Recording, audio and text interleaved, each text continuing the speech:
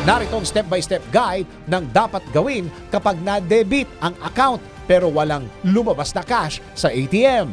Sa DIY, do it yourself.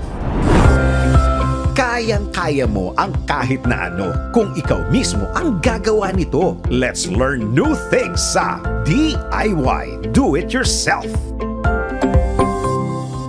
Naranasan mo na bang mag-withdraw at walang lumabas na pera sa ATM machine? Aba syempre kakabahan ka naman talaga, lalo na kung ang winidraw mo ay may kalakihan ng halaga. Kaya kung sakaling hindi lumabas ang perang winidraw, ganito ang gawin mo. Una, huwag ka agad magpanig. Maghintay ka muna dahil baka meron namang ilalabas na cash ang ATM machine. Ikalawa, iwasang i-cancel ang transaction. Minsan kasi nadidelay lang ang pag-dispense ng bills. Ikatlo, kung wala pa ring lumabas na cash, i-check ang iyong account online o sa pamamagitan ng bank application.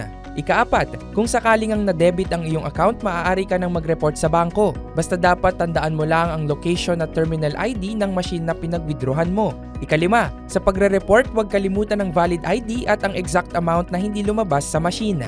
Gets mo ba? Sige nga, do it yourself!